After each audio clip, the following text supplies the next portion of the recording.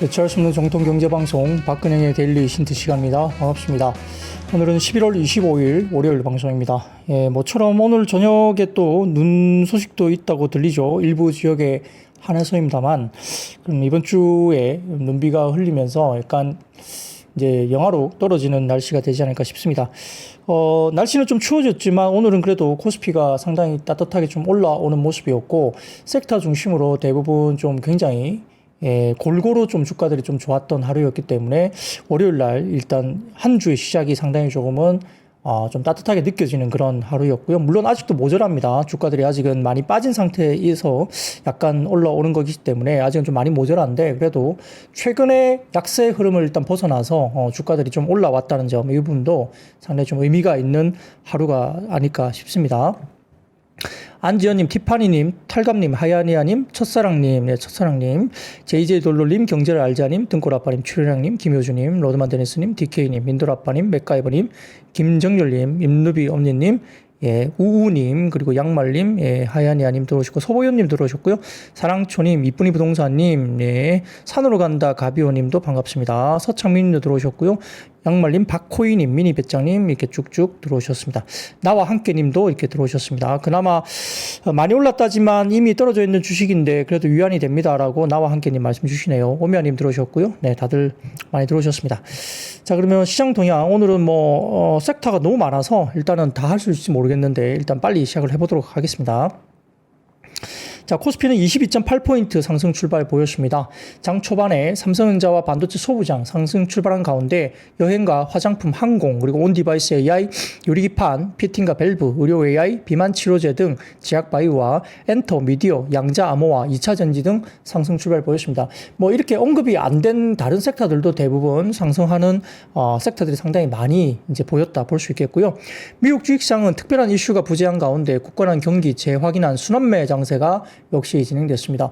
미국 쪽에서는 경기 관련된 지표가 아직은 상당히 경기가 탄탄하다는 지표를 계속 보여주고 있죠. S&P 글로벌 마켓 PMI가 종합기준 55.3으로 2년 7개월 만에 최고치를 또 기록했고요. 서비스업과 제조업 모두 예상치를 상회했습니다.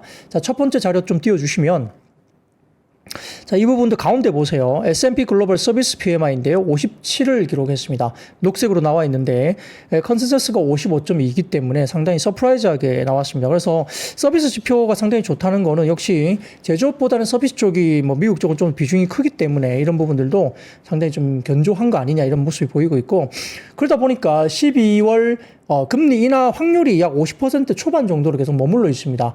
확연하게 25bp 금리 인하가 12월 달 기대감이 그렇게 조금 많이 올라가지 못하고 있고요. 그리고 내년에 금리 인하 경로도 조금 주춤할 수도 있다 이런 속으로 너무 경기가 좋다 보니까 그런 생각을 할 수 있는 그런 환경도 된다 볼 수 있겠습니다. 코스피는 외국인 자금 유입이 주도한 지수 상승 장세가 지속됐고, 종가물에 본 코스피를 외국인들이 조금 팔았습니다. 종가에 오늘 MSCI 리밸런싱이 좀 있었던 것 같은데 약간 팔긴 했습니다만, 장중에는 일단 그 순매수를 보였던 부분이 있었고요. 화학과 2차전지, 신재생 업종 등 업종별 순환매도 나타나는 모습을 보였습니다. 전체적으로 오전 기준으로 본다면 외국인들이 현물 매수 규모가 오전 기준 코스피 390억 정도였고요. 선물은 5,300계약 이상 사면서 선물을 주도했죠. 종가 무렵은 아마 외국인들이 한 2,000억대 중반 정도로 선물 매수를 조금 줄이면서 끝나긴 했습니다만 순매수로 마무리를 했습니다. 삼성전자가 장중 3% 이상 상승하면서 지수 상방 압력을 여전히 높였고요. 다만 외국인 매수세는 아직은 나타나지 않은 상황입니다. 오늘은 근데 많이는 안 팔았습니다. 연초 이후 코스피 누적 외국인 순매수 대금이 6조 원 수준인데, 삼성전자를 제외하면 13조 7천억이니까 대충 빼고 나면 얼마입니까? 7조 7천억 정도를 삼성전자를 판 것으로 보이는 상황이죠. 젠순왕 CEO가 주말에 블룸버그 인터뷰 통해서 전체적으로 삼성전자 HBM3 8단과 12단을 퀄리파잉 유의미한 진전과 관련된 언급을 살짝 했다. 이런 부분들 때문에 오늘 삼성전자가 좀 좋은 모습을 보였는데, 이 부분은 조금 이따 좀 더 이야기를 드려보도록 하겠습니다. 조선은 한화엔진 포함한 다수 종목이 장중 신고가를 보였고, 조선 순수 조선업종도 그렇지만 엔진이라든지 피팅 밸브 이쪽도 성광밴드 등을 포함한 태광 이런 종목들까지 피팅 밸브까지도 상당히 좋았죠. 엔진 사업부 가동률이 증가되고 있고, 호실적과 강달러 수출 관련된 부분들, 그리고 트럼프 모멘텀까지 가세를 했습니다. STO 테마도 상승세를 보였는데, 발행 관련된 법제화 법안이 여야 의원 공동 발의 소식이 있었고요. 국회 통과 가능성이 높다고 판단이 듭니다.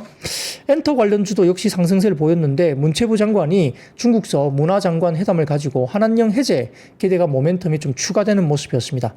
2차전지는 신재생도 반등을 줬는데요. 테슬라가 3.8% 상승하면서 FSD 규제 완화 기대감에 상승한 영향, 그리고 수익률 최하위권 업종별 순환매가 나타나고 있습니다. 최근에 많이 빠진 섹터, 그러니까 오늘 같은 경우는 알테오젠, 리가켄바이오, SK바이오팜 이런 관련된 최근에 급락했던 종목들의 반등세가 나오기도 했고요. 화장품 같은 경우도 CNC 인터내셔널과 같이 엄청나게 급락했던 종목들이 일단은 급반등세가 세게 나왔다. 그러니까 낙폭과대 섹터 가운데 좀 눈에 띄게 급등하는 종목이 일단 보이기도 했다라고 오늘은 평가를 할 수 있겠죠. 외국인들이 오전 기준 순매수가 일부 보이면서 지수 반등하는 흐름도 보이기도 했고, 순매수 상위 업종에는 헬스케어, 화학 업종들이 상승률이 부각되기도 했습니다. 코스닥은 금리의 반락과 제약바이오 반등, 그리고 한한령 해제 기대에 5거래일 만에 반등세가 나타났고요.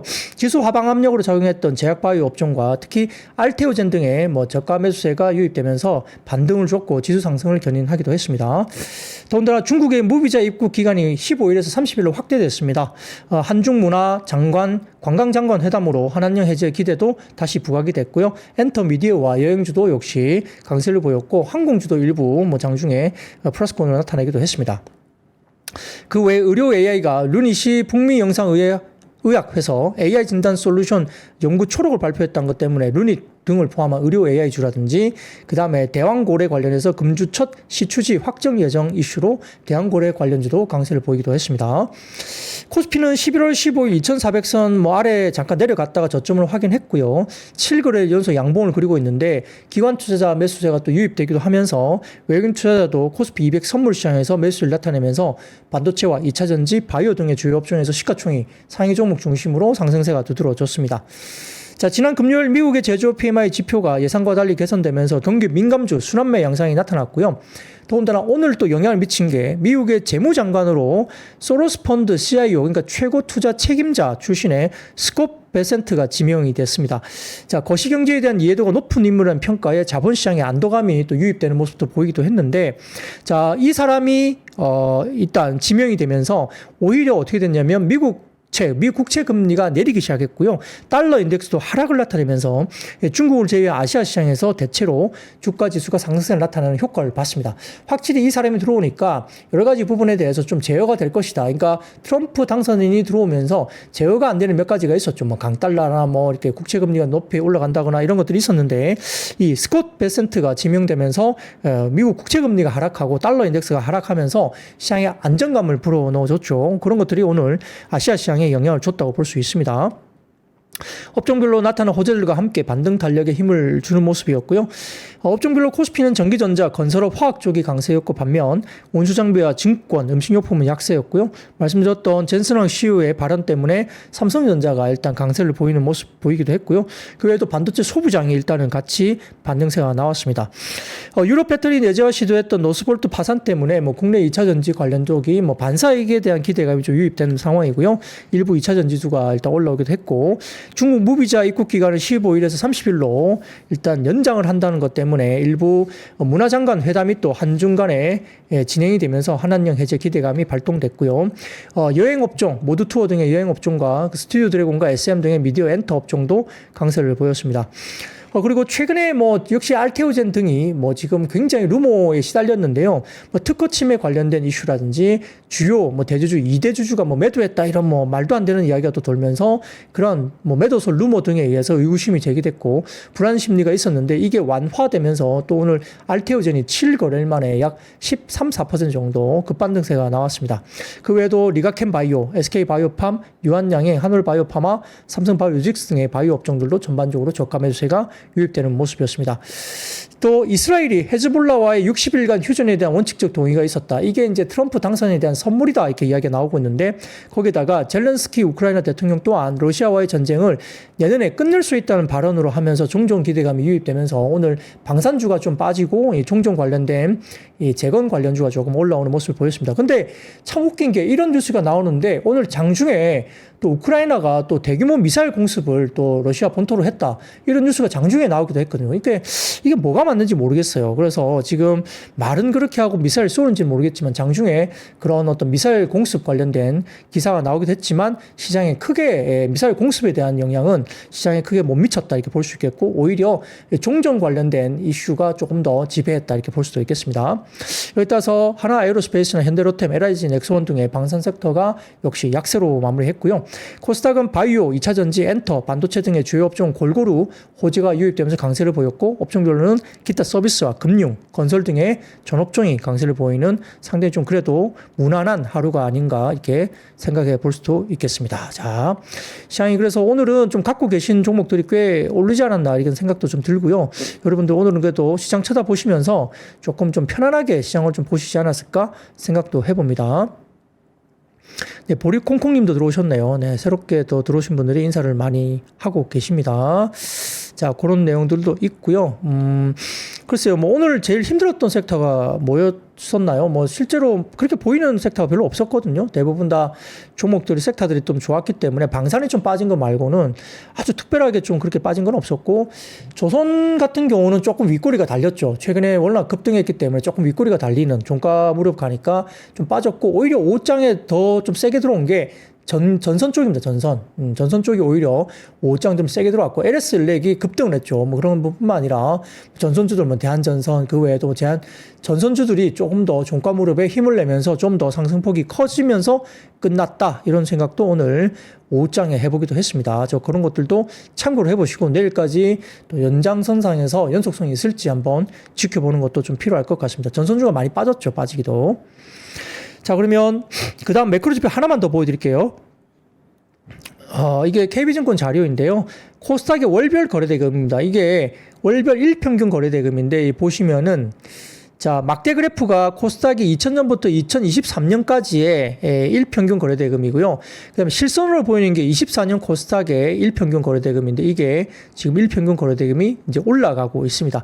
10월달 바닥을 찍고 11월달부터 코스닥의 월별 거래대금이 일단은 반등세가 나타나고 있는 모습이 보이죠. 그래서 월별 일평균 거래대금이 이렇게 올라간다면 아무래도 코스닥 쪽에 좀 더 화랑 장세가 이제 종목별 장세가 좀 더 이어질 수 있지 않을까, 조금 더 살아나는 분위기가 갈 수 있지 않을까 그런 생각도 해봅니다. 10월달에 워낙 주고 있었기 때문에 자 그래서 일단 11월, 12월에 조금은 거래 대금이 이런 게 살아난다면 종목별로 조금 더 나은 모습이 나타나실까 이런 생각도 조심스럽게 해볼 수 있는 그런 자료가 될 수 있겠습니다. 그런 것들 참고를 또 해보시면 좋을 것 같고요. 자 그러면 섹터로 바로 한번 넘어가도록 하겠습니다. 또 지금 뭐 댓글창에 뭐 중국 쪽에 상해 예약도 많이 했다 말씀 주시네요. 뭐 중국 쪽에 확실히 좀 이렇게 그 무비자 입국 관련된 부분들 때문에 이렇게 여행 수요가 좀 많이 늘어나는 게 눈에 보이기도 합니다. 일부. 자, 그런 것들도 참고로 해보시면 될 것 같고. 그래서 여행사가 제일 뭐 수혜를 받겠죠. 그 다음에 항공사 이 정도도 수혜를 받을 수 있다 생각도 해볼 수 있겠습니다. 패키지 여행 이런 것도 많이 가시겠죠. 중국 쪽에. 자, 그러면 섹터로 바로 넘어가죠. 첫 번째 섹터는 일단 반도체입니다. 젠스랑 CEO가 23일 현지 시간 홍콩 과학기술대 명예박사 학위 수여식에서 삼성전자의 AI 메모리칩 납품 승인을 위해서 최대한 빨리 작업 중이라면서 일단은 삼성전자로부터 HBM3 8단과 12단 모두 납품받는 방안을 패스트 트랙으로 일단 검토하고 있다 이야기 나왔습니다. 통과됐다는 이야기는 아직은 아니에요. 그렇기 때문에 지난번에 삼성전자 측에서 3분기 실적 컨퍼런스 콜에서 현재 주요 고객사 콜 테스트 과정상 중요한 단계를 완료하는 유의미한 진제를 확보했다라고 코멘트를 지난번에 했었기 때문에 공식적으로 말을 했죠. 이게 좀 같이 맞물리면서 어느 정도 좀 진행 사항이 상당히 좀 진전을 된 것이 아니냐 이렇게 이야기했고요. 삼성전자 입장에서는 4분기 중에 HBM3 판매 확대가 가능할 것으로 전망한다라고 코멘트를 분명히 공식적으로 했습니다. 그래서 조만간 삼성전자 HBM3 제품에 대한 엔비디아의 최종 승인이 이루어지면서 본격적인 납품이 이루어질 수 있지 않을까라는 기대감을 불러일으킬 수 있는 이야기죠. 그래서 삼성전자를 비롯해서 반도체 소부장의 주가들이 올라왔는데, 자, 여기에 대해서 메리츠증권은 오늘 좀 더 이 코멘트에 대한 코멘트에 대한 코멘트를 다시 했습니다. 그래서 반도체 관련된 엔비디아의 HBM 구매 전략 관련 코멘트인데요. 아까 말씀드렸던 검토 중에 있고 패스트 트랙으로 빠르게 처리하기 위해서 작업 중이라는 젠슨 CEO의 이야기에 대해서, 자, 그런 패스트트랙이라는 표현을 언급을 하긴 했지만 메리츠증권에서는 높은 가격, 성능, 요구 안정성을 감안한다면 엔비디아의 품질 인증, 간소화와 같은 타협안은 절대 존재하지 않음을 주지할 필요가 있다. 그러니까 뭔가 삼성전자 쪽을 풀을 열어주기 위해서 간소하게 뭔가를 다 줄이고 뭔가 체크를 다 하지 않고 이렇게 패스트 트랙으로 간소하게 이렇게 가는 것은 절대 존재하지 않을 것 같다라고 이야기를 하는 겁니다. 이번 기사와 관련해서 생각해 보면 지난 3월에도 젠슨왕 CEO가 삼성전자 HBM 전시 제품에다가 젠슨 어프로브드라는 사인을 한 기억이 나실 겁니다. 근데 그렇게도 했음에도 불구하고 퀄테스트 통과가 안 되고 있죠. 그리고 지난 6월에 대만 컴퓨텍스 행사에서의 품질 인증 언급도 했지만 멀티밴드 시스템을 구축하고자 하는 엔비디아 입장에서는 아마 이번 그 코멘트도 전략적인 코멘트일 가능성이 높다라고 해석을 했습니다. 그래서 지금은 이번에 홍콩 과기대에서 명예공학 박사 학위를 수여받으면서 역시 반도체 산업과 관련된 국제 공조를 촉구했다 이렇게 이야기를 했기 때문에 공급망 관리의 중요성에 대해서 언급한 맥락으로 이해를 하는 것이 중요하고, 이게 당장 바로 지금 얼마 있다가 콜 테스트가 될 것이다라고 딱 확신하기에는 조금 부족한 거 아니냐 이런 이야기를 한 것 같습니다. 그래서 내년에 엔비디아의 공급망 관리에 대한 부분들은 세 가지의 방점을 둘 것인데, 품질, 그 다음에 생산 안정성, 그 다음에 원가에 방점을 둘 것이다 이렇게 봤습니다. 최근에 3분기에 블랙웰 시리즈 출시 지연을 겪으면서 최근 엔비디아가 공급망 관리에 집중하는 모습을 보이고 있고요. 11월 들어서 두 번이나 생산 협력 기업들을 직접 호명하면서 감사를 표시했죠. 근데 이번에도 그때 감사 표시를 할 때 삼성전자는 안 들어갔어요. SK 하이닉스만 들어가 있었거든요. 그래서 그런 부분들도 감안을 해야 될 것 같고요. 최근 엔비디아가 출시 지연 사태를 번복하지 않기 위해서 제조에 대한 안전성 그리고 원가율의 두 가지 측면에서 다양한 검토에 들어간 것이 아니라고 분석을 했습니다. 그리고 AI 가속기 패키지의 성능을 최우선 고려 요인으로 아마 보기 때문에 판매 확대 모색을 위한 추가 공급사 선정도 일단 볼 수는 있겠고, 원가 협상력 증대도 서로 퍼즐을 맞추기 위한 노력을 시작하고 있다 이렇게 이야기를 했고요. 현 70% 정도의 GPM이 장기적으로는 70% 초반까지도 안정화될 수 있다고 언급하는 등 엔비디아는 외형 확대 속에 원가율 개선에도 역시 신경 쓸 수밖에 없습니다. 엔비디아가 70% 중반 정도 GPM이 갔었기 때문에 이게 70% 초반 정도까지 지금 블랙웰 넘어가면서 조금은 GPM이 좀 빠지고 있는 모습인데, 이걸 다시 제자리를 올려야 되는 상황이 있는 거죠. 그래서 커머디티 메모리와 다르게 HBM 같은 경우는 단수 증가가 되니까 수율 손실이 크게 나타나기 때문에 용량당 원가가 오히려 상승하고 공급사들은 판가 인상을 요구할 수밖에 없는 상황입니다. 여기에 따라서 엔비디아는 과거와 차별되는 구매 정책을 준비하고 있는데, 역시 가격 차등제를 아마 엔비디아가 추진하고 있는 것이 아니냐 이렇게 보고 있습니다. 그게 무슨 말이냐면, 핵심 부품 같은 경우는 안정적인 물량 확보를 해야 되니까 상대적으로 높은 가격의 대규모 구매 계약을 맺고, 추가 물량에 대해서는 그 뒤에 좀 더 낮은 가격으로 유연한 물량 확보를 추진하는 게 목표로 하고 있다라고 평가를 했고요. 그래서 생산 안정성을 위해서 메인 밴더에게는 대규모 물량과 높은 가격을 약속할 수밖에 없지만, 세컨 밴드, 서드 밴드 쪽에는 원가 관리를 위해서 아마 원가 유연성을 요구하는 그림으로 갈 것이라는 거죠. 그래서 엔비디아는 내년까지 공급받을 HBM3 8단 제품들에 대해서 내년 예상가 수준인 제품당 320에서 330달러, 올해 대비 18% 정도 증가한 가격으로 대규모 계약을 이미 체결했다고 평가를 했습니다. 그래서 그 다음 이야기 들어보면 HBM 판가 전망입니다. 22년부터 25년까지 판가 전망인데 성장률이 약 20% 정도에 달합니다. PD님 사진 좀 띄워주세요. 그 메리츠증권의 자료인데 HBM 판가, 평균 판가입니다. 거기에 대해서 판가 성장률인데 점점점 해가 갈수록 판가 성장률이 올라갑니다. 그러니까 HBM이 올라가면 원가율이 올라가겠죠. 그런기 때문에 일단 판가 성장률이 약 20% 가까이 25년까지 판가 성장률이 올라가게 되는 거죠. 그래서 향후에 추가 수주 가능 물량의 경우에는 기존 계약보다 낮은 올해 판가에서 추가 계약이 발생 가능성이 있다는 거죠. 그러니까 메인 밴드는 물량을 많이 확보하고 비싼 가격에 사주고 세컨, 서드 밴드는 조금 더 낮은 싼 가격으로 가격할 가능성이 있다는 겁니다. 그래서 결국은 최근 변화되고 있는 엔비디아의 새로운 구매 안정화 정책을 감안한다면 삼성전자 같은 경우에 메리츠증권 입장에서는 빠르면 연말쯤에 8단과 12단 엔비디아 향 일부 공급이 가시화될 수 있다고 일단 평가는 했습니다. 다만 결국은 동사 주력 제품이 물량이 HBM3 12단 제품이기 때문에 내년 중반부터 공급 확대가 발생할 것인데 일단은 기술적인 안정화를 위한 사업 진전이 가능한 상태에서 결국 HBM 시장에서 결국 메인 밴드가 누구냐? 그게 SK 하이닉스가 그대로 메인 밴드로 지킬 것이냐, 삼성전자가 거기에 메인 밴드 자리를 경쟁을 할 것이냐, 이게 치열한 경쟁이 예상되겠죠. 그래서 전공정 코어 다이 경쟁이라든지 로직 다이 효율성 증대, 맞춤형 HBM 대비 파트너십 구축이라든지 하이브리드 본딩 수율 안정화 경쟁 이런 것들로 요약이 될 수 있다 평가를 했습니다. 그래서 아마 그 뒤에 삼성전자 같은 경우는 HBM4에서 아마 한번 제대로 한번 싸워보겠다 이렇게 생각을 할 수밖에 없다라고 이야기를 하고 있는 것 같은데 결국은 내년 이제 중반 이후 하반기 접어들으면서 HBM4에서 정말 진검승부가 한번 있을 수 있지 않을까 생각을 해봅니다. 그래서 전자가 어쨌든 뭐 HBM3 8단 12단을 연말부터 공급을 공식적으로 하게 된다면 전자 입장에서는 상당히 좀 그래도 단비 같은 이야기가 될 수 있고요.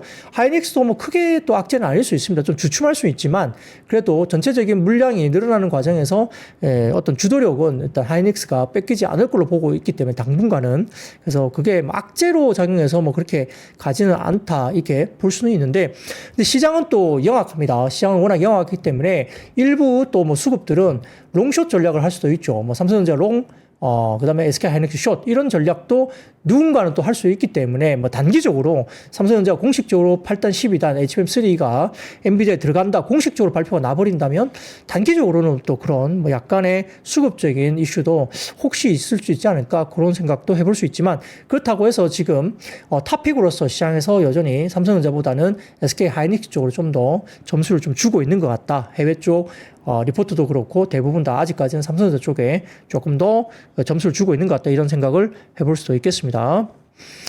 뭐 발열 문제라든지 여러 가지 부분들이 아직은 있기 때문에 수율 문제도 그렇고요. 뭐 어느 정도 어떻게 갈지 삼성전자는 아직까지는 좀 더 확인은 좀 필요하다 생각은 듭니다. 다만 그런 방향으로 가고 있다 정도는 좀 맞지 않은가 생각을 해봅니다. 그래서 다음 섹터로 넘어가겠습니다. 자, 두 번째 섹터는 중국 소비 관련주입니다. 말씀드렸듯이 한국인 무비자 입국 기간을 15일에서 30일로 확대 소식이 이루어졌습니다. 그러다 보니까 중국과 외국의 어떤 인적 교류를 더 편리하게 하기 위해서 비자 면제 국가 범위를 확대하기로 결정했다. 이렇게 나오죠. 이달 30일부터 내년 12월 31일까지 불가리아, 루마니아, 크로아티아, 몬테네그로, 북마케도니아, 몰타, 에스토니아, 라트비아, 일본 총 9개국 일반 여권 소유자도 비자 면제에 들어간다 이렇게 이야기가 나왔죠. 그래서 뭐 무비자 방문 목적과 기간 확대 조치는 새로 나온 9개국을 포함해서 한국 등 종전 38개 무비자 국가에도 적용될 예정이기 때문에 상당히 또 중국 쪽으로 여행을 많이 가는 수요가 있을 수 있습니다. 최근에 일본은 워낙 많이 갔다 오셨기 때문에 중국이 패키지 여행들 뭐 상해라든지 이런 쪽도 많이 이루어질 수 있기 때문에 좀 더 뭐 유연하게 아마 여행 쪽의 패키지 상품들이 올라오지 않을까, 뭐 여행 관련된 어떤 예약이 상당히 좀 차지 않을까 생각 들고요. 더군다나 한한령 해제 기대감 때문에 유인촌 문체부 장관이 23일 중국 상하이에서 순예리 중국 문화여유부 장관을 만나서 이 한중문화 관광장관 회담을 가졌다고 합니다. 그래서 순 부장은 컨텐츠 등의 분야에서 한국의 성공 사례를 배우고 싶다고 밝혔고 양국 문화 관광 장관 회담과 부처 간 교류의 정례화, 박물관과 미술관, 도서관, 극장 양국 문화기관과 예술단체 간 교류, 양국 기업 간의 교류 심화 등을 제안했다 이렇게 나오고요. 그다음에 이에 유인촌 문화장관 부장관도 앞으로 대중문화 분야에서 한중 합작 등을 통해서 뭐 양국이 힘을 모으면 세계 시장도 겨냥할 수 있다 이렇게 이야기를 한 것 같습니다. 그래서 일부 여행주라든지 항공사 그리고 면세점 카지노 그다음에 일부 화장품 CNC 인터내셔널 급락했던 종목들이 급반등이 나왔고요. 리포트도 나오기도 했습니다. 그다음에 패션 의류, 공구음원이나 신원, 브랜드엑스 코퍼레이션 뭐 이런 종목들 그리고 국내 상장 중국 기업 테마들 그리고 한한령 해제 기대감 속에 DOU, SM, YG 엔터, 컨텐츠리 중앙, 사만 네트워크 등의 일부 엔터, 음원 음반, 영상 컨텐츠, 영화 테마주도 주가들이 일단 올라온 하루였습니다. 골고루 올라왔거든요. 그래서 그런 것들도 괜찮고요. 근데 뭐 그 과정에서 음원, 음반, 기획사 등은 최근에 3분기 실적 JYP가 서프라이즈를 내면서 일단 바닥론 이야기되면서 내년 그림을 보고 일단 하이브, JYP, YG엔터, SM 등등도 대부분 다 좋은 리포트가 나오고 있기 때문에 최근에 지난주부터 상당히 급반등이 나오고 있다 이렇게 이야기도 설명드릴 수 있겠죠. 자, 그런 것들 관련해서 엔터주가 일단 오늘 또 주목을 받았다 이렇게 이야기가 나온 것 같습니다. 자, 그러면 세 번째 이야기입니다. 2차 전지주가 오늘 상승해도 했는데요. 유럽의 배터리셀 제조업체 노스볼트가 파산했다는 소식이 전해지면서 배터리 산업 내 경쟁이 완화되고 반사이익이 한국에서 일단 반사이익을 받을 수 있다. 국내 기업들 수혜 기대감이 커지고 있다 이야기 나옵니다. 자, 노스볼트 같은 경우는 연방 파산법 제11조 챕터 11에 따른 파산 보호를 신청하고 정해지는데 이거는 약간 구조조정 같은 거예요. 완전히 없어지는 건 아닌 것 같더라고요. 그래서 이렇게 파산보호 신청을 이야기를 했고요. 이날 기준 현금이 일주일 동안 운용할 수 있는 자금 수준에 불과하다. 약 420억 정도밖에 남지 않았다고 밝혔고 부채가 약 8조 원 정도로 이야기되고 있습니다. 그러니까 구조조정을 해야 되겠죠. 그래서 현금이 420억 남았는데 부채가 8조니까 야 이거는 뭐 뭔가를 해야 되긴 한 것 같습니다. 그래서 이런 것들도 좀 국내 반사이익 관련된 이슈가 있었고요. 테슬라가 또 내년에 좀 많이 판다고 한다면 LNF 같은 테슬라 관련주도 좀 긍정적으로 이야기가 나올 수 있겠죠. 아울러서 미국 증시에서 테슬라도 3.8% 올라가면서 트럼프 수혜 기대감이 여전히 있었고요. 리비안, 루시드 그룹들도 2% 정도의 상승세가 나타났습니다. 여기에 따라서 2차전지 관련 섹터, 그 다음에 일부 전기차 리튬 관련된 테마주도 일단 주가들이 올라왔다 볼 수도 있겠고요. 2차전지는 근데 아직까지는 좀 특히 이제 미래에셋증권은 되게 좀 긍정적으로 보는 리포트 내는 쪽 하우스고요. 아직까지 좀 부정적으로, 그리고 유진투자증권은 부정적으로 보다가 좀 긍정적으로 선언했고, 조금 아직은 보수적으로 보는 곳은 하나증권이라든지 그다음에 한화증권도 조금 보수적으로 보는 것 같고, 오늘 그 NH투자증권도 아직은 좀 보수적으로 보는 것 같아요. 그래서 NH투자증권도 보면 그 IRA 폐지보다는 수준 가능성을 더 높게 본다고 코멘트를 하면서 결국은 이제 이런 부분들은 누구라도 지금은 만약에 법안 수정을 통한 세액공제 보조금 총액 축소 시도 가능성이 가장 높아 보이는데 구매 세액공제가 절반으로 만약에 축소가 되면 전기차 평균 가격이 약 8에서 10% 정도 비싸지는 가격 인상 효과가 나타날 수밖에 없다 이야기를 했죠. 그러면 가격 경쟁력에서 조금 문제가 될 수도 있습니다. 그래서 중저가 XEV 출시가 26년 확대될 예정인 만큼 보조금 축소 영향은 또 상세에 나갈 것으로 조금 더 길게 보면 상세에 나갈 것으로 본다라고 평가는 했습니다. 근데 OEM사들의 전기차 계획도 속도 조정 좀 있겠지만은 방향성에는 변화가 없다 보는 것 같고요.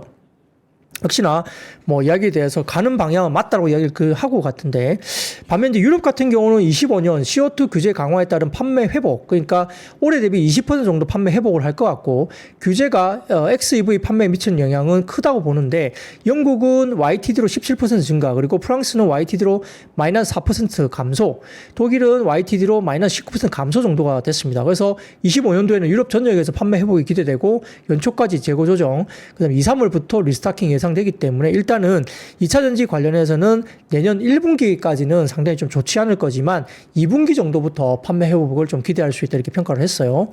다음 표를 보여드리면 NH증권에서 보여주는 이야기인데, 유럽의 CO2 배출 허용량과 EV 판매 성장률인데, 보시면 24년까지 파란색 실선을 보시면은 24년까지 판매 성장률이 계속적으로 조금 내려오고 있죠. 꺾이고 있죠. 24년 역성장입니다. 유럽 같은 경우에. 그래서 이 XEV 판매 성장률이 일단은 24년은 역성장을 하고 있다. 마이너스 성장을 하고 있다. 이런 부분인데, 일단은 유럽의 CO2 배출 허용량이 점점 낮아지고 있는 상황인데, 그럼에도 불구하고 유럽 쪽의 수요는 아직은 좋지 않죠. 이런 것들이 내년 정도에는 회복을 한다고 보고 있는 것 같습니다. 그래서 어떨지는 좀 봐야 될 것 같아요. 그래서 좀 참고를 해보시면 좋을 것 같고, 4분기가 역시나 이제 실적도 별로 안 좋을 거고, 연말 재고 조정에 따른 판매 둔화, 일회성 비용도 반영될 것이고, 대부분 적자가 기록할 것인데, 지금 아마 내년 1분기 정도까지도 조금 어렵지 않겠느냐. 그래서 2분기 정도부터 서서히 판매 회복이 예상된다라고 일단 생각을 하고 있는 것 같습니다. NT투자증권의 오늘 리포트를 말씀드리고 있습니다. 자, 그리고 네 번째 섹터로 바로 넘어가겠습니다. 네 번째 섹터는 제약바이오입니다. 오늘 알테오젠이 지난주에 너무 힘들었기 때문에 오늘 뭐 13% 이상 오늘 급등이 나왔고, 리가켄 바이오, 그 다음에 SK 바이오팜 등도 일단 반등이 나왔고요. 그 외에도 바이넥스라든지 이런 종목들도 역시 반등이 같이 나왔습니다.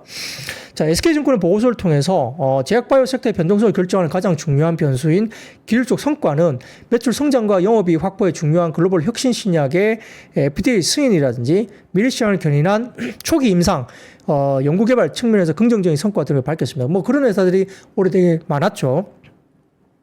올해 같은 경우는 이 두 가지 요소 모두 긍정적인 결과를 많이 보여줬기 때문에 미국 내 상장 바이오텍에 대한 팔로우원 투자 증가라든지 IPO 건수 증가라든지 VC 투자 회복이라는 선순환 사이클이 본격화됐다고 일단 SK증권에서는 평가를 했습니다. 국내 시장 역시 글로벌 기술 이전 계약과 FDA 신약 승인 그리고 미국 시장의 진출 가시화 등의 긍정적인 기술 성과가 이루어지면서 투자 관심도가 집중되고 있고 상승 반전을 이끌었다 보였는데요. 자, 그 다음 표 하나 보여드릴게요. 보여드리면 국내 기업 글로벌 기술 이전 현황인데 올해 지금 24년 봤을 때 작년하고 거의 비슷하게 나오고 있어요. 그래서 지금 현재 보면 계약 규모도 작년하고 비슷하게 나오고 있고요. 이런 것들이 오른쪽 보시면은 LG화학, 알테오젠, D&D 파마텍이라든지 지노맨 컴퍼니, 그 다음에 쭉쭉 밑에 내려오면 이수웹시스라든지 그 다음에 뭐 리가켄 바이오 이런 종목들도 쭉쭉 보이죠. 그래서 이런 것들도 에이프릴 바이오도 있고요. 뭐 알테오젠도 있고 쭉쭉 나오면 올해 국내 기업 주요 글로벌 기술 이전 현황들이 나옵니다. 그래서 우리가 언급됐던 종목들 뭐 알테오젠, 리가켄 바이오, 이수웹시스 뭐 이런 쭉쭉 나오는 종목들이 대부분 다 올해 상당히 주가 수준이 좋았던 종목들이죠. 이런 것들도 있고요. 그 외에도 시장에서 이야기하는 것들이 역시나 그 SK 바이오텍이라든지 뭐 이런 것들, 바이오팜, SK 바이오팜 이런 종목도 상당히 좋게 보는 쪽도 많고요. 뭐 그다음에 삼성 바이오로직스도 상당히 긍정적으로 본다. 그 외에도 뭐 삼성 바이오로직스를 본다면 바이넥스나 ST팜을 같이 보자. 뭐 이런 이야기를 리포트가 많이 나오고 있죠. 그래서 이렇게 긍정적인 흐름이 내년에도 지속될 거로 본다고 SK증권은 이야기를 했고요. 트럼프 당선인 그리고 미국의 공화당 보건의료 정책에 대한 국내 바이오 제약의 부정적인 영향은 상당히 제한적인 상황이기 때문에 중국 규제 강화에 따른 인수합병이나 라이센싱 등의 신약 개발 기업 사업 기회라든지 이런 것들은 확대될 가능성이 크고 CMO나 시밀러 사업의 매출 확대가 확실시되기 때문이다 이렇게 평가를 했습니다.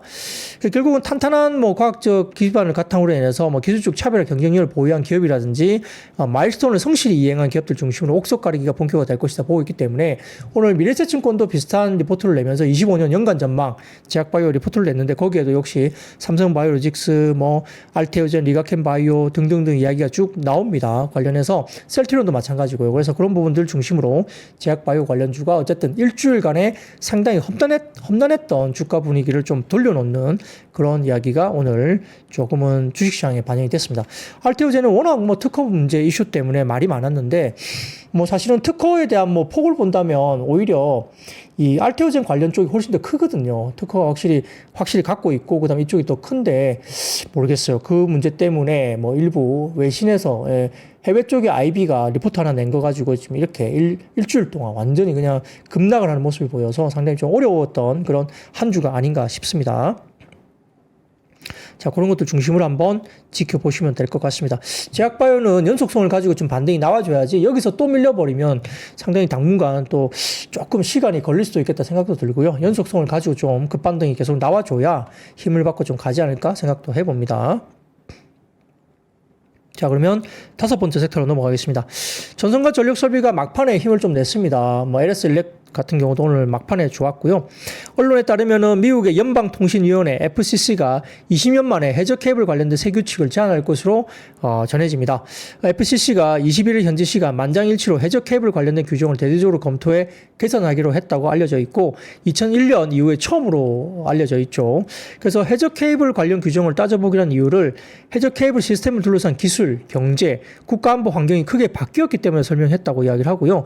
특히 에너지 안보에 대한 중요성으로 중국산을 배제하는 움직임이 가속화되고 있기 때문에 해저 케이블 관련된 규정, 검토 착투를 통해서 LS전선, 대한전선 등 국내 전선기업들이 수혜를 입을지에 대한 관심이 높아지면서 장 막판에 전선주들이 상당히 좀 특히 LS그룹주 중심으로 많이 올랐죠. 그래서 LS 마린솔루션, 그 다음에 뭐 LS 에코에너지, 뭐 LS, 그 다음에 LS 일렉트릭 등에 관련된 부분이라든지 대한전선, 가온전선, 그 다음에 뭐 일진전기 이런 종목들도 장 막판에 좀 더 분위기가 좋았다. 이렇게 볼 수도 있겠죠. 그래서 오늘 장 막판에 전선과 전력 설비 쪽이 조금 더 힘을 냈다라는 것도 특징적으로 말씀을 해줄 수 있습니다.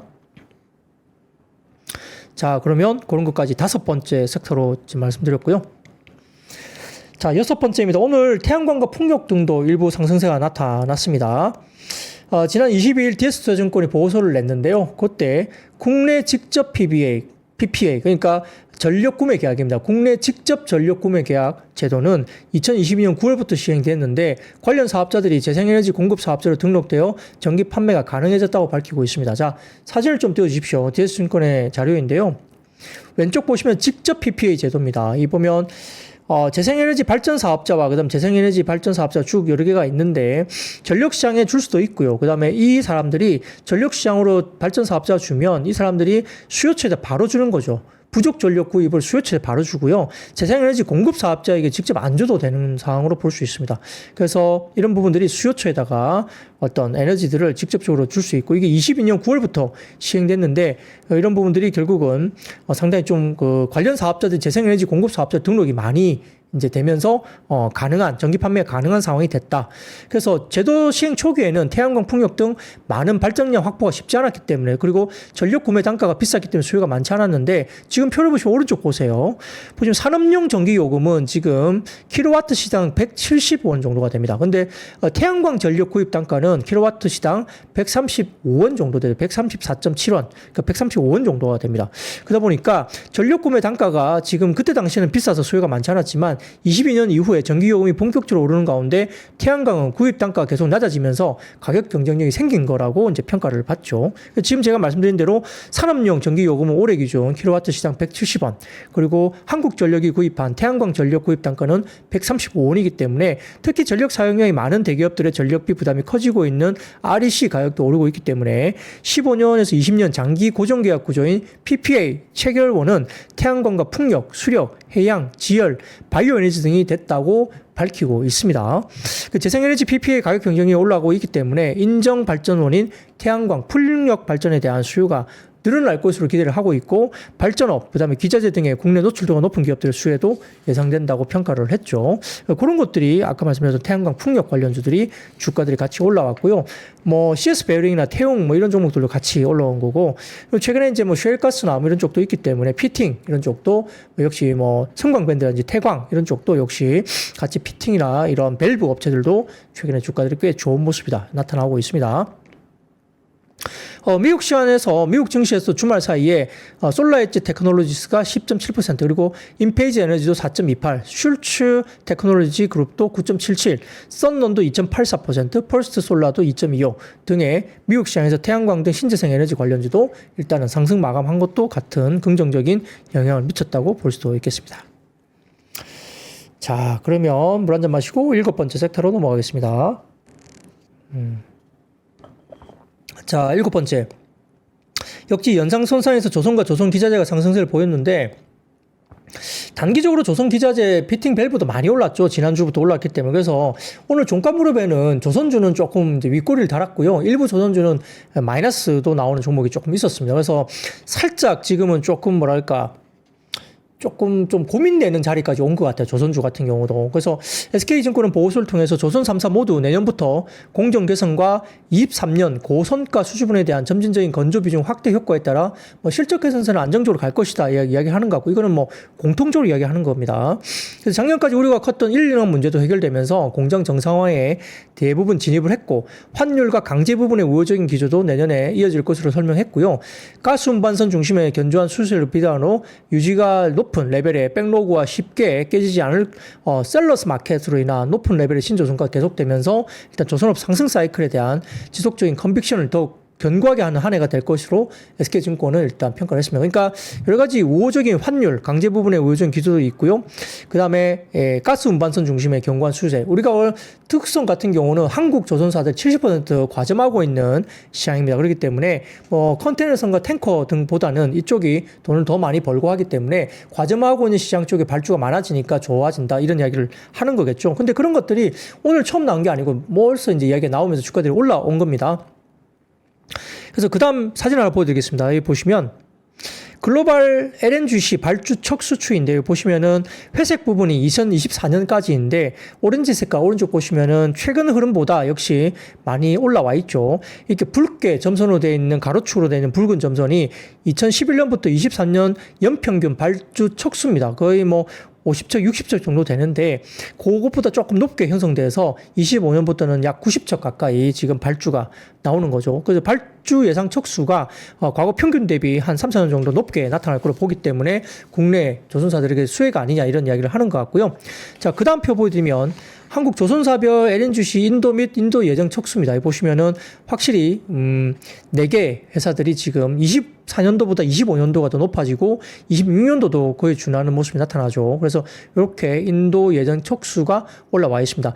23, 24보다는 25, 26이 훨씬 더 높게 나타나고 있죠. 그래서 25년만 놓고 보더라도 여전히 굉장히 좋다. 인도 예정 척수가 좋다. 이렇게 이야기를 하고 있는 것 같은데, 자, 그 다음 표 보여드릴게요. 그 다음 표 보여드리면 국내 조선 3사의 수주장과 신조선가스 추인데요. 자, 2006년, 2008년, 9년, 10년 이때 빅사이클, 조선주의 빅사이클 왔을 때 조선 3사의 수주장고가 이제 피크 치고 빠지기 시작했는데 지금 이제 조선 3사의 수주장고가 그만큼 올라왔어요. 물론 그때보다는 조금 아직은 낮지만 수주장고가 올라와 있고 그 다음에 신조선까지도 이렇게 거의 그때 수준의 신조선가 수준까지 다 올라왔습니다. 그렇기 때문에 제가 지난주에 조선주 이야기할 때 조선의 한 3, 4사, 한 3개에서 4개 정도의 조선 주요 이 조선사들의 전체 그 시가총액 합산이 지난번에 빅사이클, 2008년도 빅사이클 때와 피크 때와 거의 비슷한 수준의 지금, 시가총액에 와 있다. 그래서 신조선가도 그때 신조선가까지 와 있고 그렇기 때문에 자, 여기서 좀 고민이 되겠죠. 여기서 뚫고 갈 거냐 아니면은 여기서 결국 과거의 피크에 대한 이슈가 있기 때문에 여기서 던질 거냐. 자, 여기서 어느 정도 과거 빅사이클이라고 이야기했던 적과 거의 비슷한 수가 와 있다. 여기에 대해서 일부 기관 내지는 어디서는 던질 수도 있지 않을까? 이런 지표를 가지고 이런 생각도 좀 해볼 수 있거든요. 그래서 이제 조선주 같은 경우는 그럴 수 있고요. 조선 기자재가 그 뒤에 붙었잖아요. 그래서 피팅 밸브가 또 급등했기 때문에 이것도 단기적으로 너무 많이 올랐고. 그래서 이게 지금 약간의 어떤 변곡점에 있는 것 같아요. 자, 이걸 뚫고 갈 거냐 아니면 여기서 좀 부담스럽기 때문에 좀 비우고 조금 더 늘리고 갈 거냐 이런 부분에 대해서 조금은 고민할 수 있는 시기가 될 수 있다 이런 이야기를 다시 한번 드립니다. 그런 것도 보시고요. 물론 리포트는 굉장히 긍정적으로 계속 나오는데 그게 이제 오늘 처음 나온 게 아니라는 거죠. 이 긍정적인 이야기는 그 전부터 계속 이야기가 나왔죠. 그래서 주가들 꽤 올라왔기 때문에 조금 이제 이런 것들 가지고 좀 고민할 시기가 왔다. 그래서 다행히 이걸 가지고 뚫고 올라가 버리면은 시세가 한 번 더 레벨업이 되는 시세가 역사적으로 나오겠지만 여기에서 만약에 레벨업이 되지 못한다면 조금 조정이 좀 나와야 되지 않을까 이런 생각도 해볼 수도 있는 자리입니다. 그래서 조선업종은 그런 부분도 조금은 한번 우리가 체크를 해보시면 좋겠다. 전체 시가총액이 주요 조선업종 시가총액이 과거 빅사이클일 때 시가총액이 거의 준하게 올라왔다. 이런 것들도 한번 고민을 해보시면 좋을 것 같습니다. 자, 최근에 트럼프 당선 이내 수혜주로 부각된 게 조선 업종이었고요. 그렇기 때문에 역시 LNGC라든지, 그 다음 미 해군의 함정, MRO 사업이라든지 이런 것들, 글로벌 함정 프로젝트 수주라든지 이런 것들이 모멘텀들이 다 대부분 다 이제 미리 기대감을 가지고 선반영하고 있었기 때문에 이런 부분들이 마냥 긍정적으로 더 간다 보기에는 조금 모르겠어요. 좀 더 지켜봐야 되지 않을까. 이게 조선 업종이 사이클 산업이기 때문에 한번 아주 고점에서 잘못 물리면 또 엄청 오랫동안 또 고생을 하는 섹터이기 때문에 그런 것들 조금은 진짜 고민을 한번 해보시는 게 좋을 것 같다 생각도 해봅니다. 자, 그렇게 정리를 하고요. 자, 그 다음 8번째 섹터입니다. 자, 오늘 트럼프 당선인이 국가안보부 보좌관에 알렉스 웡 지명을 하면서 대북 협상 기대감 부각에 나와서 남북 경협이라든지 철도주가 일부 올라가기도 했습니다. 자, 트럼프 2기 외교 안보 라인이 중국 견제에 초점을 갖춘 가운데 1기 대북 협상팀 출신 중 유일하게 웡이라는 사람이 정확하게 이야기 드리면 북한통이죠. 알렉스 웡이라는 사람이 2기에 합류했고요. 트럼프 당선인이 대북 협상의 여지를 남겨둔 거 아니냐 분석이 나오면서 남북 경협이나 일부 철도 관련주가 주가가 조금 올라왔다 보이고요. 트럼프 당선인 다시 한번 김정은 위원장과 이렇게 만나는 모습을 아마 사진을 찍고 싶어 할 것 같습니다. 그리고 만약에 만에 하나 정말 이야기했듯이 지난번에 트럼프 당선인이 이전에 이야기한 거죠. 예, 같이 메이저리그 야구를 같이 보는 거 이런 식으로 만약에 사진이나 그림이 정말 이렇게 그려진다면 상당히 트럼프 당선인 입장에서는 어떤 이벤트가 될 수 있겠죠. 뭐 그렇게 갈지는 모르겠습니다만 그런 언급을 한 적이 있기 때문에 네. 그래서 뭐 일신석재나 뭐 인디에프라든지 등등 관련된 남북경유업과 철도 관련주가 주가가 올라오기도 했다 이렇게 볼 수 있습니다. 자, 그 다음입니다. 일부 게임주가 올라왔는데요. 미래세증권 보고서를 통해서 앱 수수료 인하가 임박했고 25년 게임 업종을 뒤흔들 강력한 이슈다 이거 봤습니다. 자, 앱 수수료가 인하하면 이익률이 좋아지고요. 그 다음에 남은 잉여금으로 이렇게 또 게임 개발 관련된 부분들을 좀 더 쓸 수 있기 때문에 자, 앱 수수료 인하가 30%대에서 17%로 아마 앱 수수료가 인하가 되면, 현실화가 되면은 게임 산업 측면에서는 신작 공급량이 13에서 26% 대량 증가할 것이다 이야기를 했고요. 그 다음에 모바일 플랫폼 수수료가 기존 39조 원 수준에서 22조 원까지 약 17조 원 정도가 감소하면서 게임사 영업이익률을 상당히 고정시킨다고 가정을 한다면 가용 개발비가 135조 원에서 152조 원까지 가용 개발비가 더 는다는 거죠. 그렇게 되면은 모바일 넘어서 PC, 컨솔 수수료까지 17%로 추가로 인하되면 전체 플랫폼 수수료가 81조 원에서 46조 원까지 35조가 감소되면서 가용 개발비가 135조 원에서 170조 원까지 확대가 가능하다고 언급을 했습니다. 그러니까 돈이 남게 된다는 거죠. 그걸 표로 한번 보여드리면 다음 표 보여주세요. 미래세증권 자료인데 전체 수수료 17%면 25년 영업이익 증가액 시총 민감도를 보시면 여기에서 시가총액 분모 그 다음에 위에 영업이익 증가액을 분자로 놓으면 이게 증감도에 대해서 민감도가 높은 게 어디냐면 카카오 게임즈라든지 넷마블 이런 게 좀 높은 편이고요. 그 다음에 그 다음으로 오는 게 위메이드라든지 그 다음에 넥슨 게임즈 이런 것들이 좀 높게 나타나네요. 오른쪽에 전체 수수료 대비 시총 민감도 순이익 증가에 대한 시총 민감도 보시면 그것도 비슷합니다. 예, 보시면 카카오 게임즈, 넷마블, 그 다음에 위메이드, 넥슨 게임즈 이런 것들이 보이는데요. 자, 이런 것들 중심에서 결국은 수수료 인하가 게임사 개발사에도 큰 수혜가 안겨줄 수 있다 이렇게 이야기를 하는 것 같습니다. 그래서 뭐 인식률 관련해서도 어떻게 될지 모르겠지만 수수율이 기존의 30%대에서 17%대로 수수율이 낮아진다는 가정을 가지고 이제 언급을 한 거기 때문에 그렇게 되면 여러 가지 부분에서 상당히 게임사들의 이익률이라든지 그 다음에 잉여금이 늘어가기 때문에 역시나 추가적인 게임의 어떤 종류라는 이런 것들도 게임 종류가 많이 늘어날 수밖에 없다. 이런 부분이 긍정적이다. 이렇게 이야기를 하고 있는 것 같습니다. 리포트를 한번 찾아서 읽어보시면 좋을 것 같고요. 자, 그 외에도 STO 법제화 추진, 여야 공의 STO 법제화 추진 소식 등의 관련주가 올라오기도 했고요. 한국전기연구원이 한죽탕 박사님이 고분산성 CNT 파우더 제조 기술 관련된 세계 최초 개발 소식에 CNT 관련주들이 상승세를 보이기도 했습니다. 제휴, 상보 이런 종목도 주가가 올라왔고요. 그리고 AWS가 아마존이 이 양자 컴퓨팅 도입 가서와 목적의 퀀텀 엠바크 출시 소식 때문에 미국의 양자 컴퓨터 업체들이 주가 급등했습니다. 최근에 엔비디아도 그렇고 지금 양자 컴퓨터 이야기가 계속 미국에서 나옵니다. 그렇기 때문에 양자 컴퓨터 관련주가 최근에 계속적으로 언급이 되고 있는 상황이고요. 일론 머스크가 지금 자사 챗봇을 통한 AI 진료 언급을 하면서 의료 AI도 오늘 주가들이 올라왔고 세계보건기구가 엠폭스 국제공중보건 비상사태 유지를 한다는 소식 때문에 엠폭스 관련주도 주가들이 올라왔다. 마무리하겠습니다. 자, 오늘 준비한 이야기 여기까지입니다. 오늘처럼 내일 그리고 이번 주 계속 앞으로 좀 편안하게 주가가 올랐으면 하는 바람을 가지고 마무리하겠습니다. 여러분 아시죠? I see you. 삶의 격을 높이는 9가지 지혜를 함께 나눕니다. 위즈덤 칼리지 시즌 2 영상 아래 링크를 클릭하시면 자세한 내용을 확인하실 수 있습니다.